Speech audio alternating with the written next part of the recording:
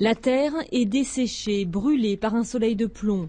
Difficile d'imaginer que ce même endroit était il y a moins de 30 ans un véritable paradis avec des champs verdoyants, des centaines de palmiers dattiers et d'arbres fruitiers.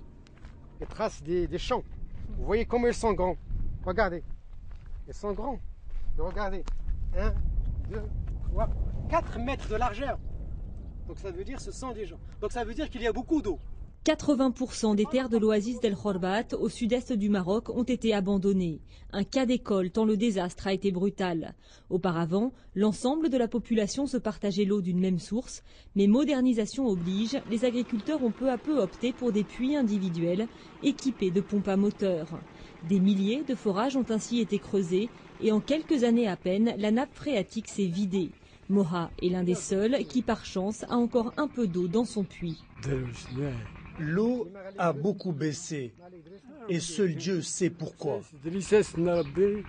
Dans la palmeraie voisine d'Izilf, la situation est plus encourageante. Voyant que les débits diminuaient, les agriculteurs ont choisi de revenir à une gestion collective. Ils ont creusé un puits géré par une coopérative qui regroupe 116 personnes.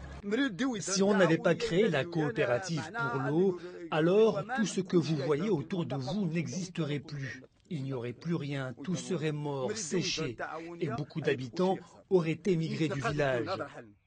Pour aider à recharger la nappe phréatique de la région, l'État construit un barrage qui devrait bientôt fonctionner. Mais l'avenir n'est pas pour autant garanti. L'agriculture se développe désormais dans des zones jusqu'ici inoccupées, en amont des anciennes palmeraies, où de nouveaux puits sont creusés. Ça paraît que c'est comme si c'est des petites taches. Mais c'est les petites taches qui vont s'agrandir au fur et à mesure du temps. Et ça va multiplier partout. Et si ça multiplie partout, ça va constituer un danger. S'il y a l'épuisement ici de la nappe, alors tout ce qui est en aval, il va être dans une situation dramatique. Donc on va se retrouver dans un désastre écologique du jamais vu. Les dizaines de palmeraies que compte la région sont éparpillées sur plusieurs kilomètres. Mais tout est interdépendant et celles qui ont encore de l'eau aujourd'hui sont directement menacées par les nouveaux projets d'extension agricole.